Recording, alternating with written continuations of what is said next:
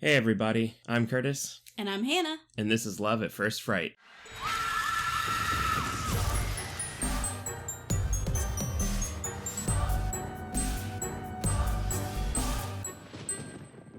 Welcome back, everybody. Thanks for joining us. Yeah, thanks for tuning back in. We're happy to be here with you, talking about horror, our favorite thing. Horror has been, really strong on the brain, even more so than usual lately, because not only are we watching horror movies, we've been playing horror games. I've been reading a bunch of horror books. Yeah, that's very true. We've been doing, I think, a lot of horror gaming in particular. I know you've been reading too, but we've been playing the games from Supermassive, the Dark Picture anthologies, and then more specifically, we've been playing the Quarry. Yeah. And they've been a lot of fun. They have been fun. It's a lot like watching a movie, but normally when you watch these horror movies and you yell at the screen, look behind you, you have a little bit more control over being able to actually do that now. Yeah. To an extent. When you're annoyed at the character for running upstairs rather than out the front door, yeah. The only person you can blame is yourself. Exactly. When they get killed now, then it's your fault. It's my fault. Yeah. No, they're really fun. They're they kind of play out like a movie, but they're choice-based games. So we each control different characters, kind of trying to survive the crazy situation that they're in. Mm-hmm. And this one's very summer camp themed, so it's got good slashery, creaturey vibes. Yeah, it's neat because it's set modern day because there's cell phones and stuff, but they get around the issue by being out in the woods where there's no service and stuff. But a lot of the tech and where they are and the theming of it, and even the music choices and the direction of the game and everything feels very 1980s. Yeah, like a throwback love letter to 1980s slasher movies. It gives me that vibe of the 80s horror for sure. Yeah, it's really, really cool, really, really fun.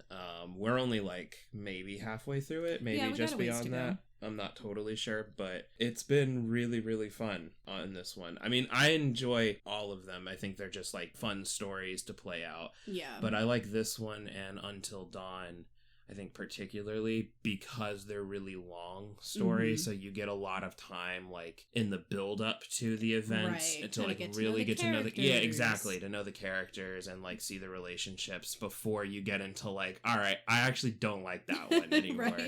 Or they have to make it to the end or whatever. Yeah, I highly recommend them if you like playing games. And also if you if you have a friend or a partner or somebody who maybe likes video games, but they don't necessarily like the fast-paced action shooter stuff. Yeah. These are also really good because basically the entire game is quick time event, which sounds scary or whatever. It's not. It's just one button prompt that you really have to do. When a triangle comes up on the screen, you need to try to hit triangle. Yeah, before it goes and away. so that's it. So they're really not difficult, and most of them, I think the Quarry is the exception, have difficulty settings. In the Quarry, rather than having difficulty settings, it's just within the settings you can opt for give me aim assist or slow this down or whatever, whereas before it was you'd pick novice. Each person that you did it with could have their own difficulty, ranging from take it easy on me to everything's lethal, which is great because while I have certainly I certainly play a lot of video games, but kind of like you said, I'm not a person that's Well, you're a more relaxed gamer. Yeah, you I like play to play a more lot of cozy games. Yeah, which is fine and great, but this is a way that we can both play something together, especially with an interest in horror stuff, because there's a lot of horror games where that's not how you play them. We used to play Dead by Daylight together, and while that was fun, it was also exceedingly stressful for me because it is a lot more pressure, and you're playing with other people, so I would always be kind of panicked. I just dressed Dwight up in a gift box and ran around taunting the killer. You were having fun, and I was sweating bullets trying not to get killed or get someone else killed. Yeah. But no, they're really, really fun. I'm looking forward to the ending of this one, and then I have a couple other games that are horror related on my radar. I really want to play Alan Wake 2. Is that a horror game? Yeah, I think it's like horror adjacent. I didn't know that. I've heard of it, but I didn't know what it was about. Yeah, it's spooky. There's like FBI stuff and all nothing that scarier than the law. Yeah. Criminals, are you listening? Yeah. But I love a good horror game. No, they're fun. Yeah. They're really, really fun. I find even more than the movies, right? Like a really good horror movie. I think one of the ways they make it successful is making it so you feel like if you are not in there, that you really feel for the character that's in it. And horror games, the really, really effective ones, the reason they're good is because you feel like you're in it. Yes, right? You're immersed in the game. You feel vulnerable. Yeah. The really cool thing about these dark picture anthology games or supermassive, horror games is that, you get to, when you play multiplayer, you can assign the characters to however many different people are playing. We just play together, so we, split them as evenly as we can. But if you're playing by yourself, you control all of them. Right. But you feel like responsible and connected to your character, so you don't want anything to happen to them. So when they get in these stressful situations, you're like, no, I don't want them to die. And then sometimes they die, and you're like, oh, this is sad. Yeah. Or sometimes you're like, you know what, that's fair. Because they suck. It's funny because The Quarry has broken the long-standing tradition where all of my characters survive, and you're the one that kills characters. Yeah, no, but in The Quarry, I'm the one killing You're getting everyone killed. Yeah. It's so funny. I don't know what I'm doing wrong this time. I lost the juice. You lost it. Well, I think it's about time I finally had one where I get everyone out. For once. For once, yeah. Because you're always playing fast and loose with your people. Getting people killed left and right, man. But anyway. All that to say, we're just really in...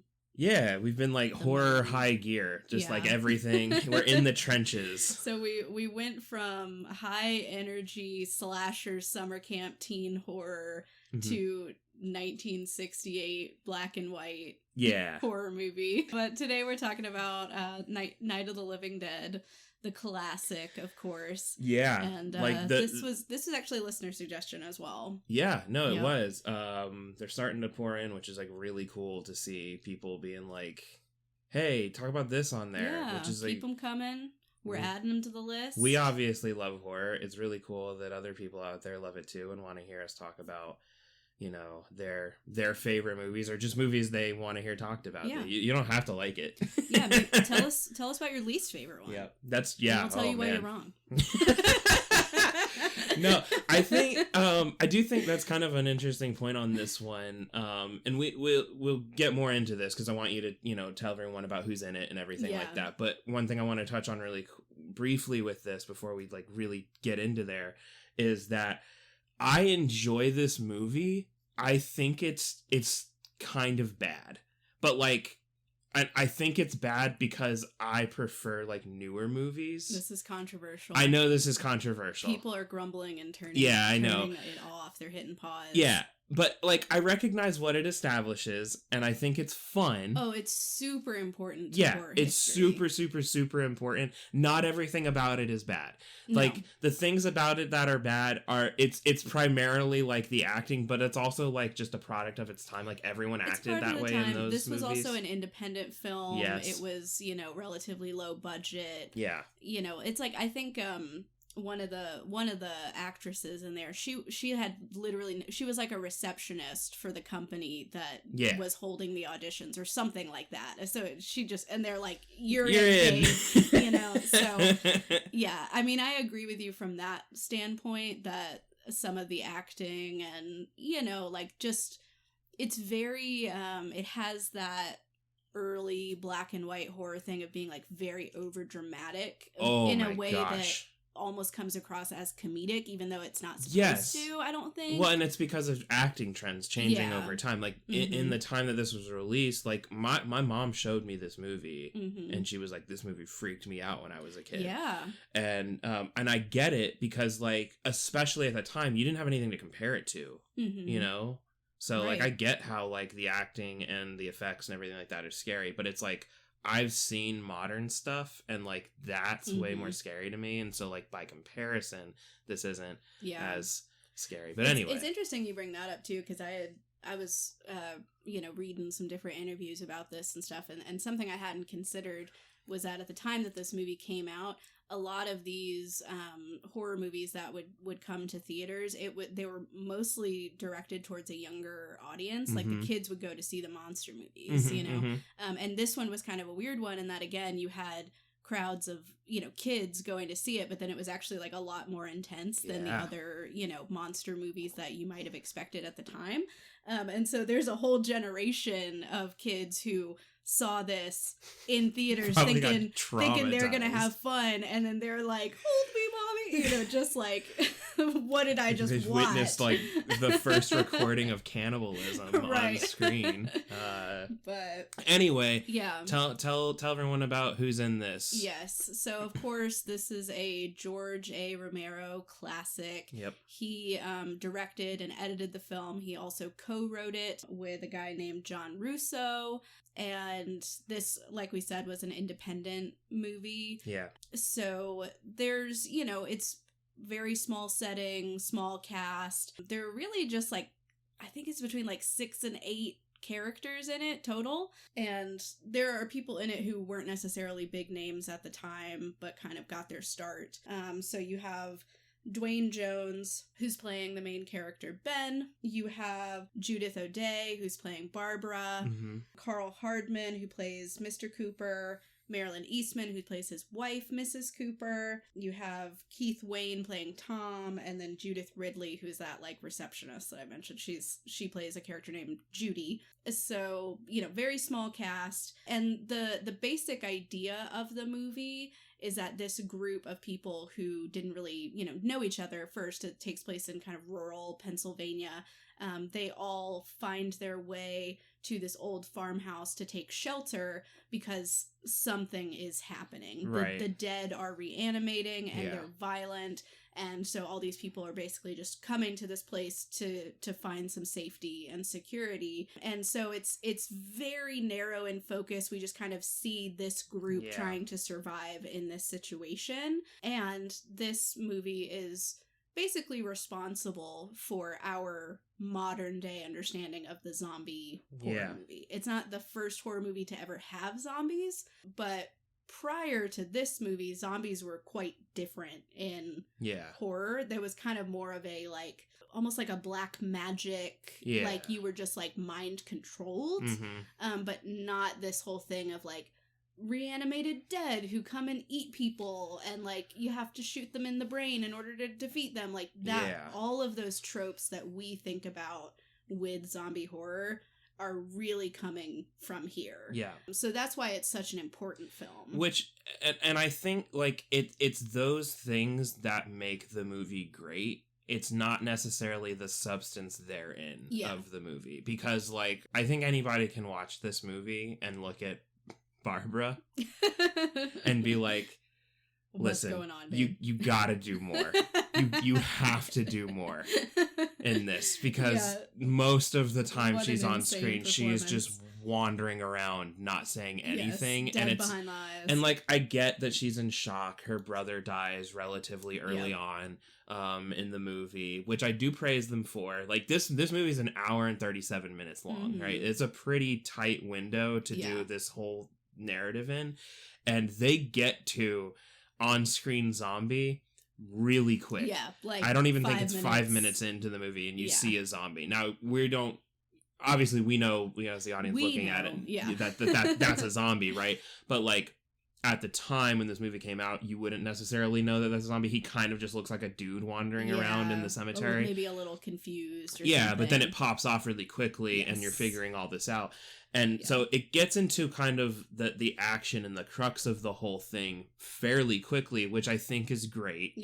And like you said, there's all these tropes that we figure out that like we gotta shoot him in the head, you know. There's some things in this that didn't make it into other modern, like fear of fire. That's a very Frankenstein pull that they did, which I thought was interesting. I don't know that they needed to do it. It's also not always like consistent throughout the movie, right? Like how afraid of the fire they are. I agree. But I mean, it's cool.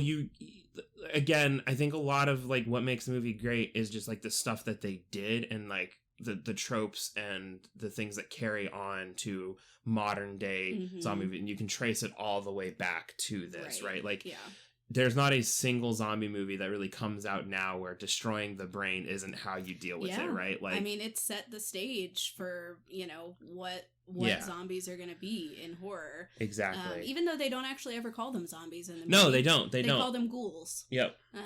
Which I think is also another really fun, interesting touch in the movie, that like this is supposed to be, you know, the first time these things have like ever appeared, right? It's a tight timeline too. It's basically just a day. Yeah. It's like a 24-hour period. Johnny and Barbara get attacked in the cemetery. They're visiting their father's grave on behalf of their mother.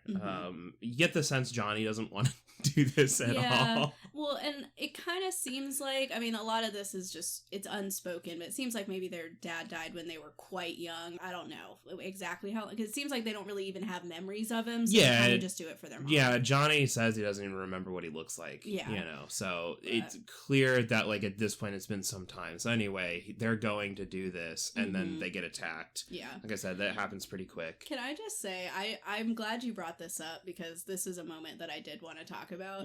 The first encounter that anybody has with a zombie is that fight between Johnny and the iconic. Whatever you're about to say, check yourself, because it was the most limp, weak. It was as if they were fighting underwater. Like, the way that they moved was so slow. Yeah, it was so slow and stiff, and they were basically just like hugging each other the whole time, but like at arm's length hug, and just kind of like an 8th grade dance. They had to leave, like, you know, magazine space. It cracked me up, and it's over so quickly because like they're just sort of tumbling around, and then boop, Johnny gets his head knocked on, I guess, a gravestone, and the zombie man like is dead. Yeah, the zombie like throws him to the ground, and he just like immediately is just like fully limp. Just he's just kind of dead, and the zombie looks up at Barbara and is like, "I'm coming for you next." And of course, the real purpose of Johnny is to give us probably the most iconic line of the movie, which is, "They're coming to get you, Barbara." I think about that line just as I'm out doing stuff sometimes. It's a really good line. It's a great line. And it really, I honestly think it was great writing too, because it helped, like, he's doing that as the guy is approaching. Yes. So it really nails home, like, they don't know what they're up against. I mean, he's teasing her for being scared of the cemetery from when they were little. Yeah. And coming out there. Yeah. And so he's just like making fun of her. They see the guy, but they just assume it's a dude, because she even comments that he's gonna hear you. Yeah, she's like, "Don't be rude." Yeah. Like, but yeah, that they're coming to get you, Barbara, is so good. It stands out so well, and then Johnny is like killed almost immediately. Unceremoniously. He had one thing to do. Yep. He served that line, and then I will also praise Barbara kicks off her heels really fast when she trips pretty early from running away from the zombie, and then she's lost one of them. She looks back at it and then kicks off the other one and keeps on going. She's like, "I don't have time for this." Nope. Barefoot. My absolute favorite thing about this one, and this is another thing that did not carry over into other zombie movies, is that the zombies know how to use tools and target very specific things that don't make any sense. They are like, there's a level of intelligence. There's like hyper intelligence. Like when she runs to the car to try to like get away, he's not just like hitting the car. He's pulling the door. He's pulling on the handle, so like he knows how cars work. And then he like looks around and picks up a rock and breaks the window. Like they are still very much people in this one. Yeah, it's so weird. It's like, I love that whole thing, because that's not even the only time it happens. Yeah. Like throughout the movie, there's when they get to the farmhouse and Ben shows up to kind of, you know, he's stopping for gas. He was attacked off screen. Yeah. And he shows up and he needs gas. for this truck that he managed to get. Mm-hmm. He gets inside the house. Barbara's been there. She's been looking around. She's traumatized. Silently wandering around. Fondling horrified. a knife. Yeah. In the weirdest possible way. The way that she was handling that knife, it would bring any chef to their knees. It's crazy. She's full on gripping the knife by the blade. Yes. And just like...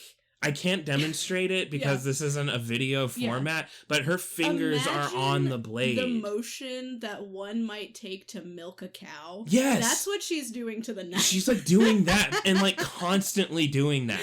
And then like putting it down and picking it up. Yeah. She's like really trying to like chew the scenery. Yeah. Because she doesn't have like any spoken lines. Yeah. Because she's like at the house. She's basically so traumatized and in so much shock that she's mute for like a good amount of the movie. So she's kind of just wandering around. Like there's like this like, quasi jump scare where there's a big, shrill of music. And then it's like, a mounted boar's head.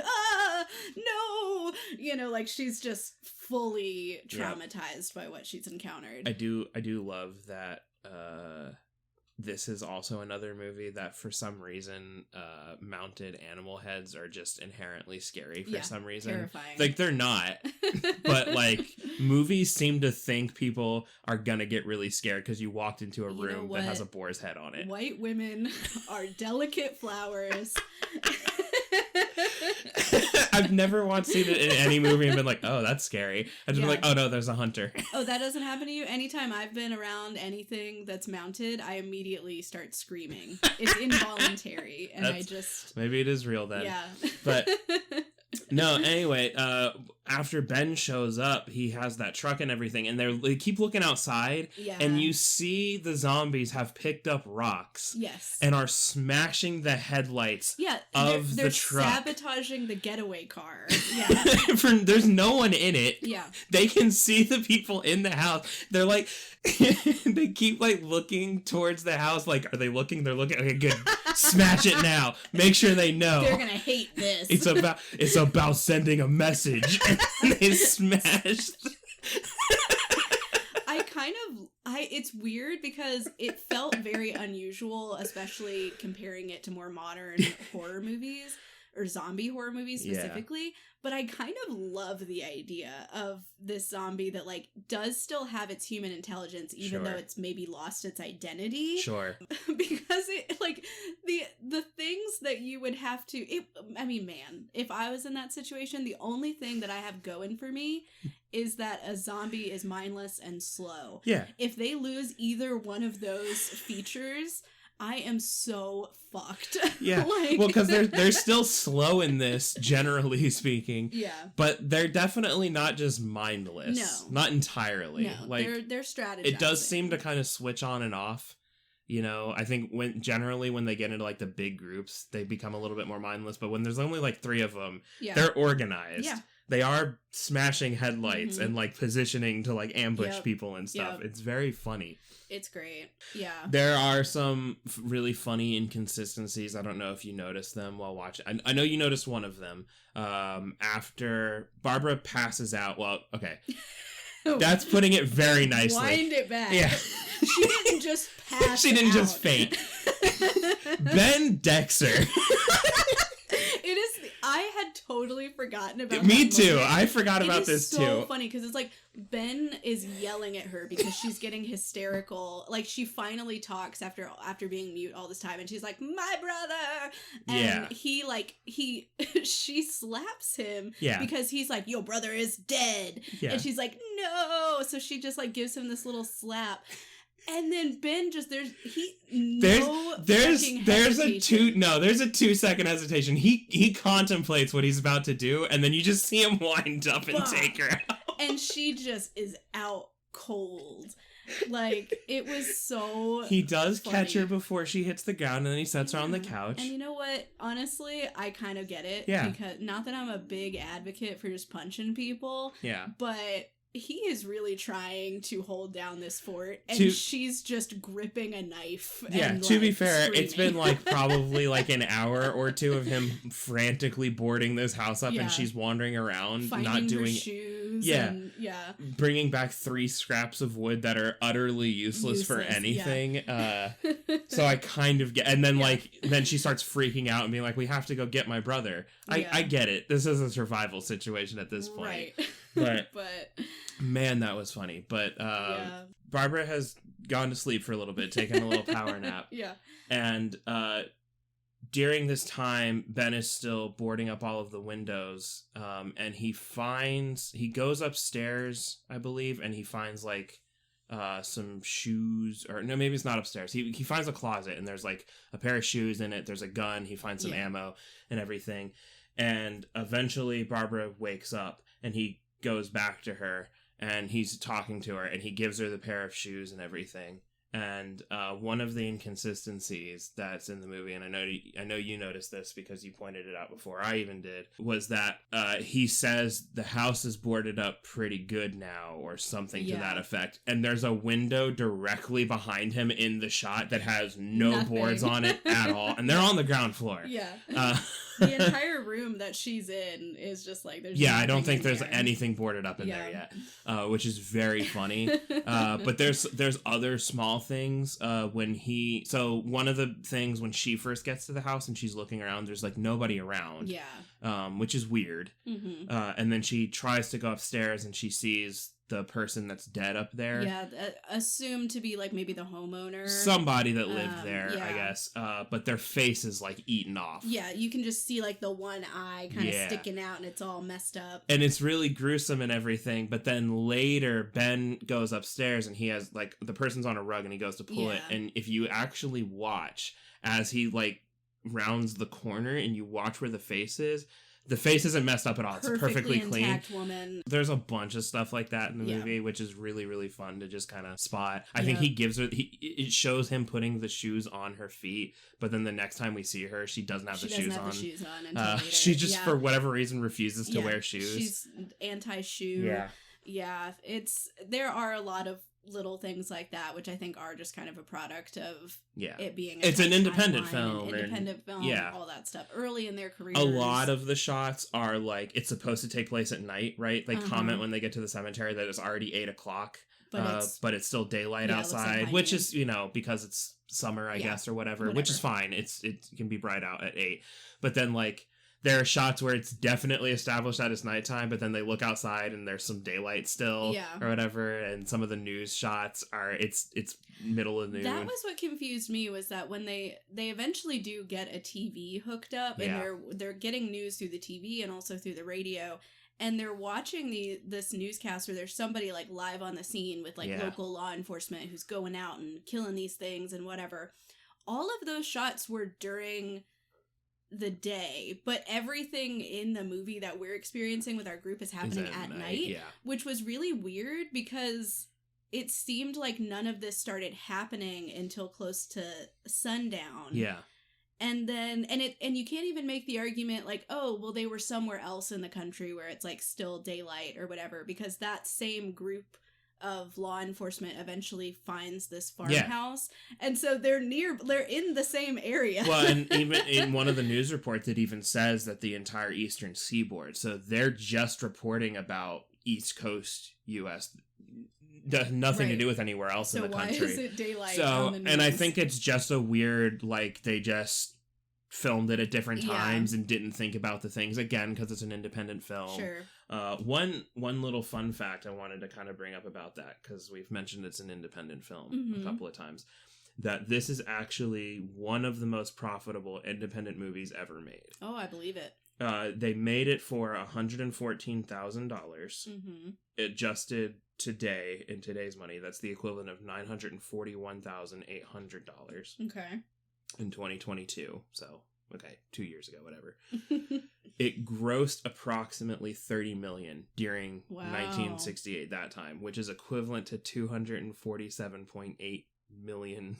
And that's just back then. That's not considering anything. That's over 263 times the budget that they made back on the movie. That is crazy good money for that. So that's how like wildly popular and important and impactful this movie was. if you think about it in those terms. I mean, even if you don't adjust it for inflation, making a movie for $144,000 and making $30 million that's on nuts. It is crazy. Yeah, absolutely nutty. And I think well deserved. I mean, I think it became a classic for a reason. Yeah. It's hard. I think sometimes we're looking at it through, 21st century. Like, I grew up with zombie horror and grew up with knowing the tropes and everything. So it's hard to put yourself in the position of seeing this for the first time and there never having been anything else like this. Yes. How that is such a rare thing, especially these days. It's pretty unusual. While I have seen certainly some very original takes on established subgenres, but it's very rare these days to have a more modern movie that comes in and they're just like, we've invented something There's new. A whole new thing that nobody's done before. I mean, it's like you said with the zombies prior to this movie, that it was like mind control. And this one, they sat down for this movie and they were trying to think of what's the most shocking thing the zombies can do, and they were like, cannibalism, just have them eat people, because that's pretty crazy to have that happen. And I will say, like, as bad as a lot of the acting is in this movie, one, I think the actor Dwayne Jones, who plays Ben, I actually think phenomenal job. Powerhouse. I really enjoyed whenever he was on the screen. He has a very commanding presence. He does, and I think it's important for the role that he plays in the movie, right? Because Ben is so like strong and capable. There's a power struggle in the movie between him and the guy Harry that they find eventually, Mr. Cooper, in the cellar of the house. They don't come up to help right away for a good while. It's just Ben and Barbara in the first floor and second floor of the house, but eventually Mr. Cooper, Mrs. Cooper, Tom and Judy all kind of come up from the cellar and everything, and they kind of get into a fight because Mr. Cooper wants to lead the group and is saying we should all hide in the cellar, and Ben is like, no, we need to hide up here because we can at least see what's going on. If they and there's food and there's radio. Food. Yeah, exactly. There's all this stuff up here, and if they do somehow break in and we're all hiding in the cellar, then there's no way out. But if they break in, then there's a way we maybe be able to get out if we're up here. So there's a whole power struggle, and I think if you have a character who isn't as strong in the role, or like doesn't have that presence, then you immediately start to be like, well, then they should just listen to Mr. Cooper. Right. But Ben is so strong and commanding, and he seems to know, like, he's by the time he shows up, because he's been attacked, he's already kind of dealt with it and internalized it. He's very competent. Yeah. He has a plan. He goes out and kills, 2 or 3 zombies right at the beginning when he shows up. And then he's the one who comes up with the plan to try to, like, fuel the truck again and everything, which doesn't end up working out, which isn't really his fault.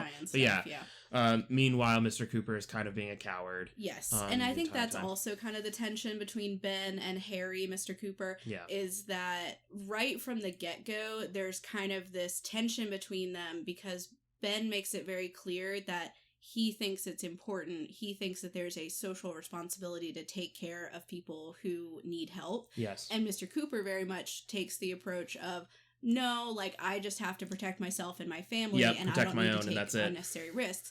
And so right away there's this tension because Ben is like, so you heard this woman, you heard Barbara screaming before I got here and you didn't help her. Yeah.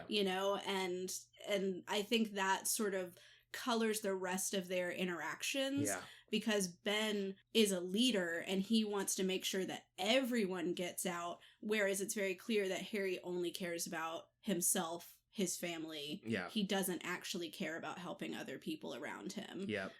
So there's a lot of ongoing tension between the two of them in how they decide to approach situations. Yeah, absolutely.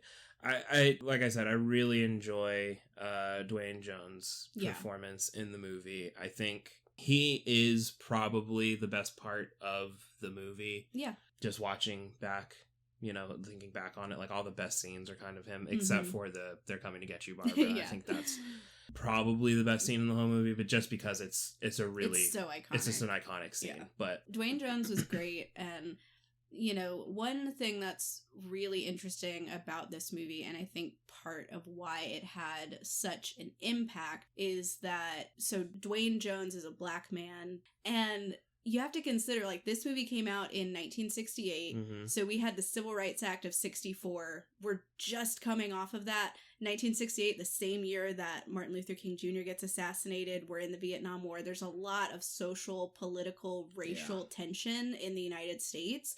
And it's so interesting because you can really look at this movie as having a commentary on domestic racism and race relations. But George A. Romero has said that it was kind of an accident. Like, that he sort of stumbled into that because he didn't necessarily write Ben as that in his character. Right. But when he was auditioning actors, he was so taken by Dwayne Jones' performance, and he was like, well, that's our Ben. He's the best guy for the job. And it's really interesting to think about just how that one casting decision creates this whole commentary whole about it tone to the movie, especially when you consider the ending. I think that to me is probably the most impactful thing, is like, this doesn't, I mean, like most zombie movies, right? Like, they don't necessarily have happy endings. Sure. But this one, I think, is particularly bleak. It is. None of them survive. No, nobody survives this, of the group that we're watching, right? So, like, they get the radio, they get a TV, they're seeing these news reports, and, like, the situation's changing. At first, they're told to just hole up somewhere and hide, and then they get reports saying, no, try to evacuate to one of these, like, centers. And that's where the whole plan to go get the truck and everything fueled up comes from. But that plan falls through. Tom and Judy end up dying in an explosion. Yeah. Because the truck catches on fire. Yeah, because Tom is like, you know what would be a good way to handle the gas pump? Let me just sort of spray that Let all me hold over the handle torch. And just spray it all over this. Everything. Yeah. And so the truck ends up exploding. Ben makes it back inside barely. He kicks the door open. No thanks to Mr. Cooper. Yeah, and then they get into a fist fight after they board it back up because kind of one-sided. Oh, it was definitely one-sided. Cooper didn't even try to fight him. Ben beats the shit out of him. Yeah, he does. He beats the shit out of him. And the whole time you're like, yeah. He had this coming. Deserved. But, you know, eventually it all kind of breaks bad. Mr. and Mrs. Cooper have a daughter who was injured in an attack off screen. Very sick the whole time. And it's revealed that she has a bite, which is another trope that, like, you know, for the zombies and everything, that it can spread through. Yeah.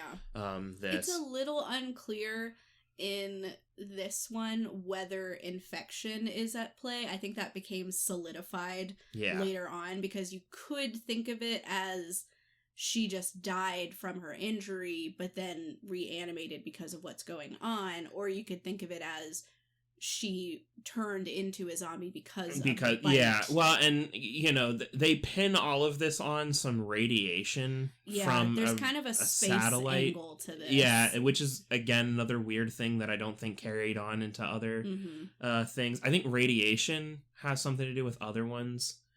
Depending on where you go exactly in the zombie-verse. Yes. But not necessarily like a satellite carrying back weird radiation. Yeah, it was like satellite went out in some, you know, NASA project and then came back to Earth and it was they blew it up and that's what's causing it all. Anyway, but the daughter has some injury and eventually passes and she finally gets up and she's eating her father, her dad, who was shot by Ben near the climax of this whole thing because the zombies are beginning to break into the house and he grabs the gun from and he grabs the gun and is pointing it at Ben, which is and like, then okay. Ben overpowers and gets the gun back and then shoots him in the stomach and he wanders downstairs and dies and then gets eaten, and then they all start to come back and Barbara runs out into the zombies because Johnny has shown back up. He's now a zombie. And so she just runs out into there and gets eaten.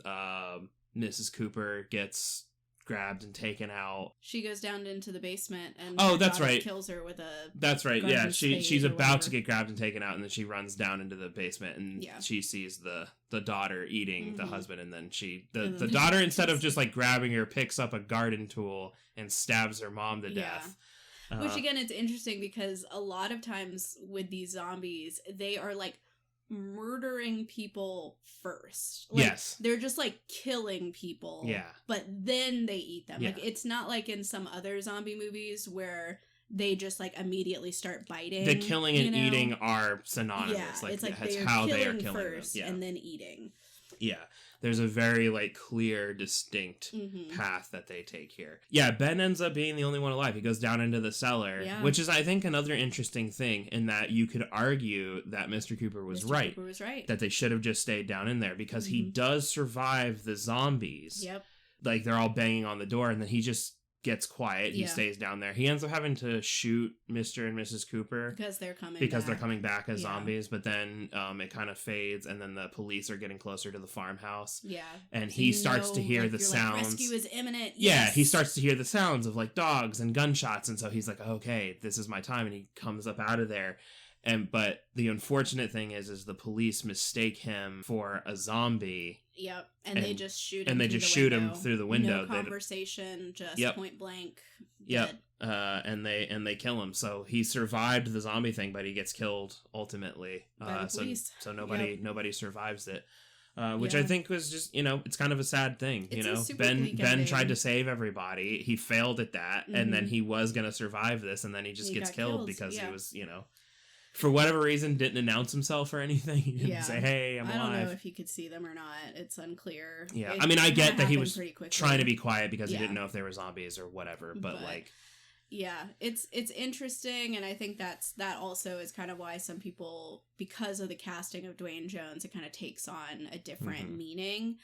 I thought that the ending, I had also forgotten about when the credits start rolling and you have the series of snapshots. I actually thought that was very disturbing too, of you see Ben, it's like these little, it's almost as if the police are taking pictures. I don't know exactly what the implied thing is, but he's like on the floor and you just see him with the bullet hole. You see the law enforcement with like meat hooks like dragging him out to this big fire because they're burning all the bodies. And it's really depressing because this was the hero. This was our hero. And now he's just being unceremoniously burned in a pile. And he didn't deserve that, Yeah. So it's a very bleak movie, honestly. And I do think, well, from what Romero has said, some of that social commentary I think was unintentional for this first one, but I do think it kind of set a pattern for later ones. I think future zombie movies there's definitely like social commentary in later ones. I don't remember which one this is because it's been so long since I saw it, but there's one where there's like an established city and there's like a moat around it kind of a thing, and it's very clear that it's like a capitalistic structure where like whoever's running it is like in a big skyscraper literally above everyone else who's below them. Right. It's the same with the one in the mall where it's very much like about, capitalism and consumerism and all of that stuff. And even, more modern horror movies, I often think like zombie horror movies, more than really any other horror, are really closely tied to social commentary about class and politics and the military industrial complex and all those kinds of things. Because, think about even a movie like 28 Days Later. The real villain, quote unquote, of that movie is the army. It's the military base, and I feel like that often happens in zombie horror. Like The Walking Dead kind of has that vibe of it's actually the other people that you have to be worried about. The zombies are a constant threat, but like time and time again we see the actual danger is other people in any one of these scenarios. And I know that a lot of people have commented saying that like that's kind of an overdone trope of the whole thing at this point, that like we get it, people are dangerous and everything. I kind of feel that way to some extent. No, I do too. But I do think there's better and worse ways to go about doing it. We watch Trains to Busan, and while that certainly has elements of like the people are kind of worse than the monsters and everything, I don't think it's like so over the top that you're just like, come on, another one of these. Right. Like, we've done this before. We've seen this there's a lot of it that is still focused on the zombies and that specific aspect of it, and that people are definitely a part of it, but it's not like it's doing something else. But it's really interesting to think about how that wasn't necessarily the intention, but that created a standard for the subgenre that we still see today. It's also funny too. I was we went over a little bit about the in-world explanation for, these ghouls, as they call them. And my understanding of it, and I'm certainly not an expert, but just in some of my reading and about horror, is that the original concept that Russo and Romero had was actually like a horror comedy about like aliens. Like it was like a sci-fi horror. Oh, interesting. And I didn't know that. Over time, the concept really dramatically changed because they were like, we don't have the freaking budget to make a spaceship and like, all that stuff. So they kind of like made it more and more grounded in reality, but you can still see that little nugget. Oh yeah, for sure. Of the explanation, the radiation from space. Yes. Yeah. So that's also really fascinating too to think about how imagine how different horror might look if we had never had this movie. If they had been able to make that horror sci-fi comedy that they originally intended, what might the horror genre look like? What might zombies look like? Yep. Would someone else have just filled that role or not? Yeah, I do think it's interesting because most zombie movies now, it is some kind of infection, whether it's airborne or, spit, whatever, it doesn't matter. But that's not really what this one has in it. And so at some point that became part of it. And I'm wondering if it's just a way to address how do you combat radiation? You know what I mean? In all of the other ones, when there's a virus, a lot of it is maybe there's an antidote, maybe there's a cure. You can't really fight radiation like that, I mean, it's a really terrible way to die. Yeah, so... But it kind of feels like with a lot of the things in the movie, right? They threw a lot of spaghetti at the wall with these things, and not all of them carried through, and that's okay. But it's interesting, that didn't necessarily carry over. The being afraid of fire didn't carry over that I know of. Yeah, as far as I know, I can't think off the top of my head anyway of any other zombie movies where they're afraid of fire. Yeah, I mean, I think it's pretty common now that when you see zombies and stuff, that they get lit on fire. Dealing with them with fire is a way to do it, but they're not just afraid of it. Right. It's not because they're afraid of it. That just is a way to take care of them. Yeah, you just burn them. But I don't know. Yeah, it's really interesting. Obviously, it's very impactful. I saw this movie originally when I was, much younger. Me too. This is, a favorite of my dad and my brother. And so they showed this to me. And, it's funny too. I do remember watching it for the first time and kind of, especially at that age and at that point in my, horror indoctrination, I remember being a little bit like, oh, what is this black and white movie? I'm not going to have fun watching this, you know?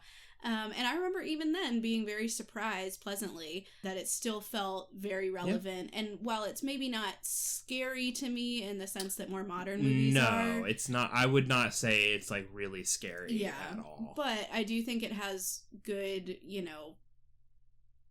tension building and really interesting soundtrack. That was one thing I loved about this on a rewatch. Oh, From the first moment, it starts out black, and then we have an establishing shot of them in the car towards the cemetery on a winding road, and the music is just bah, bah, bah, just not holding back. It really puts you on edge. The musical score in this is really good. They do some weird sound effect choices on some of the vocal lines that are spoken in this. When Mrs. Cooper is being stabbed and she's screaming, they do some weird it almost sounds like a theremin that gets mixed in. It's weird, and I don't think it helps anything in that scene or whatever. But they do some weird stuff like that. But for the most part, the musical accompaniment of this movie is really good. It does a lot of the heavy lifting in my opinion, of making it scary. Yeah. Even, I know we kind of joked about it, but that shot when Barbara walks into the room and is surrounded by all the taxidermied heads, the only thing for me that creates a jump in that moment is the fact that the score has this really shrill strings, it's really intense and out of nowhere from a quiet moment. So I think the score really supported the story. Similarly, when they, after Tom and Judy are killed in the explosion. The zombies end up going over to the truck and like kind of picking them apart. Yes. And then we see them kind of wandering around holding different body parts and eating it and everything, which is, it's gross. It's very gross and everything. Some of the props are definitely better than others.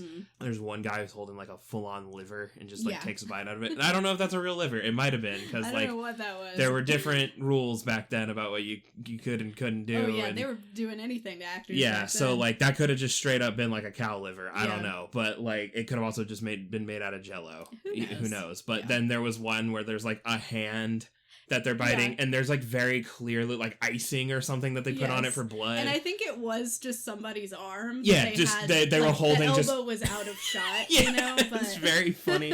And then like they're eating stuff off the bones, and it's like a turkey leg. Yeah, you know.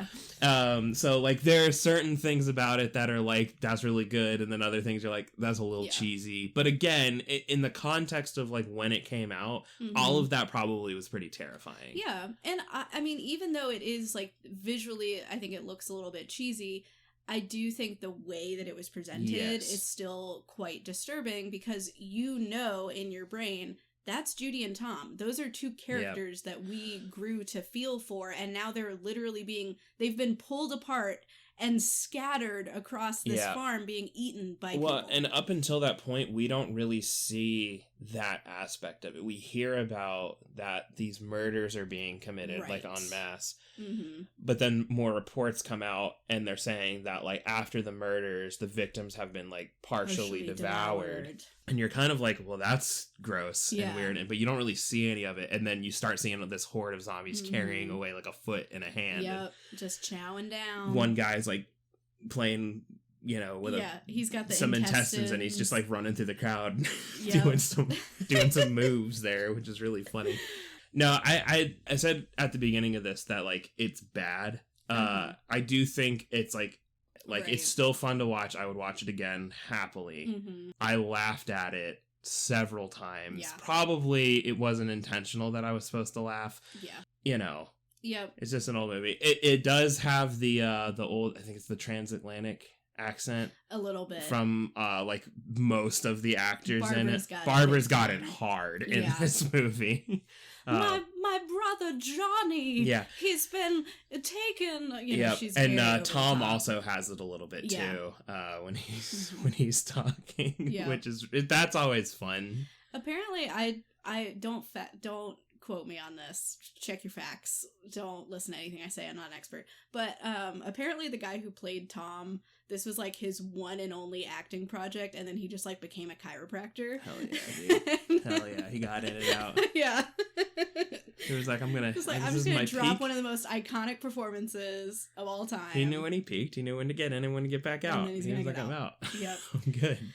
Yeah, I mean, I think it's a legitimately good movie. I think it's just that trends in movie making I think that's changed. Fair. But I think there's a lot of interesting shots in that movie, a lot of interesting cinematography. They took a lot of chances, like they did things that were pretty bold for the time. You know, even just by virtue of casting Dwayne Jones in a leading role was taking a chance. I also remember, and maybe I'm putting stuff on the 60s that isn't accurate, but I remember being surprised that some of the zombie extras were fully naked. Like we saw yeah, you see the back of a fully nude woman. We also saw the breasts of a nude woman. I didn't even see that. And I remember being kind of surprised because I was like, oh, okay, like it's 1968 and we're just letting it all hang out, you know? But I think that's by virtue of it being A, an independent movie, and B, ratings for movies didn't start until November of that year, and this movie released in October. Did you notice that, because we watched it on HBO Max. It's listed as TVMA. Yeah, I saw that. It doesn't have an MPAA it doesn't rating. Yeah, it doesn't have a rating. It's one of the last movies to be made that doesn't have a rating. Yeah. Which is pretty wild. Yep. So I think it's a combination of those two things is why we see that. Because I think a bigger budget thing, more established from like a studio. Yeah, they would probably would not have had that in there, but again, with it being a horror thing, horror was kind of like the Wild West of movie making. It always has been. Yeah, and they pushed the boundaries. Yeah, so I'm not I mean, I guess I'm a little surprised just because of the era and everything. It's certainly more conservative of what you see on screen, but also it being horror, it being independent. I'm not necessarily surprised that it was in there. That's fair. But anyway. Yeah. Do you have a scariest moment for this movie? Yeah, I would say for me, the scariest moment is when the zombies are revealed to be eating the parts of Tom and Judy. Yeah. I think it's gross. And, if I try to put myself in that, like, frame of reference of I've never seen anything like this before, and this is, like, we're seeing this on screen, the actual act of them eating the body parts of people, that's pretty shocking and terrifying. Because I don't find the makeup or how they did most of the zombies to be that scary or anything. They don't look like super decomposed like we kind of think of zombies now. They mostly just have like heavy eye makeup. Yeah. There's maybe a couple like scuff marks. One guy's not wearing a shirt. Injuries, maybe. Yeah. That one guy was rocking it. I felt like he was in every zombie group scene. It was really funny, yeah, because every time they showed a group scene, I feel like he was always there and always to the right. In the front right, just no shirt. Just walking chilling towards them. But yeah, I would definitely say that the scene of them eating the body parts is probably the scariest for me. I think for me, it would probably be either that ending sequence that I mentioned with the flash photos of them carrying him away. It's not necessarily scary, but I found it to be one of the more disturbing parts of the movie. Other than that, I would maybe say when Mrs. Cooper goes downstairs and sees her daughter eating her husband. That's a good scene. I also think, like, you don't really think children and horror are even today pretty taboo. It can be a dicey area to walk into, so I think it was quite bold, especially at the time, to have this child who's not only been attacked by a zombie and died, but is now eating her father and killing her participating in the cannibalism. Pretty intense themes, and it's just scary if you think about it. Like, if I try to put myself in Helen Cooper's shoes of what you must be feeling in that moment. I do think that's probably the best build-up of the entire movie, especially looking back on it with the lens of today, because there's always the trope in the zombie movies where the person has been bit and they're like hiding it or they're injured or whatever, so that somehow somebody infected is on the inside, and that's what really starts the whole downfall. And so looking back on it with that lens, we know as soon as it's revealed that the daughter is down there and sick, you're like, that's gonna be a problem. That's gonna be a problem later. And so the whole time it's building up, and then we get it right at the climax of this whole thing of she's eating the father. She's finally gotten up and eating the father. Yep. Spooky. It's very good. But do you, what would you rate it? I would rate it. And we're doing a 10 point scale. Yes. I would rate it. I'm gonna say this is a 7 Barbaras. 7 Barbaras out of 10 Barbaras? 7 out of 10 Barbaras. Yeah, I think that's fair. I think just by virtue of it being so influential, standing the test of time, pushing boundaries, being truly original in its day, I'm gonna call it an 8.5 punches. Jesus. Oh no. Out of 10.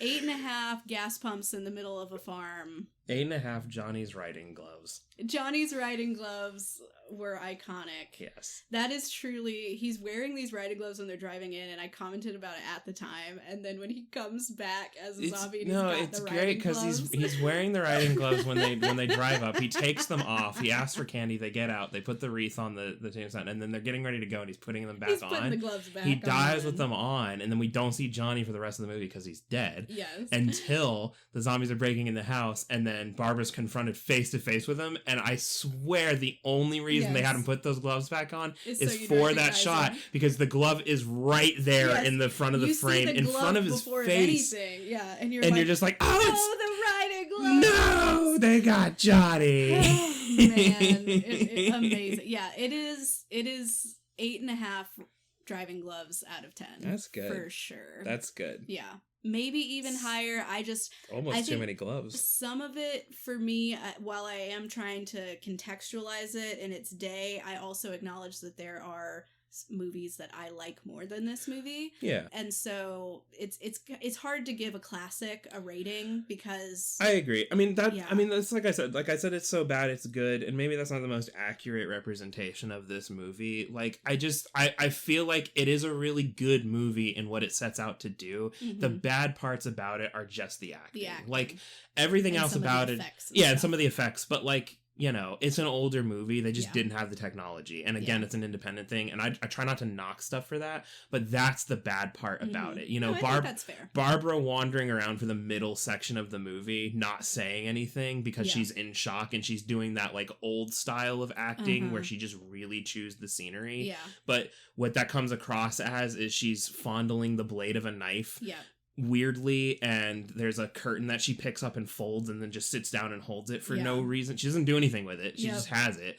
So like it's that kind of awkwardness that makes it bad. But overall, the movie's really I recommend you watch it. If you've never seen it, you need to watch it just to understand where like zombie tropes and things come from. It's cool to see the origins. Yeah, it's really, really fun. If you want to get into horror movies, this is a really good way to do it. Even just inherently with it being black and white, I think that kind of helps with some of that. Because you can't see the colors of, you know, the blood and the flesh and, you know, all that stuff. Like, even just taking away that one level of sensory input makes it a little bit more approachable. Yeah, it's a lot more digestible and approachable. Yeah.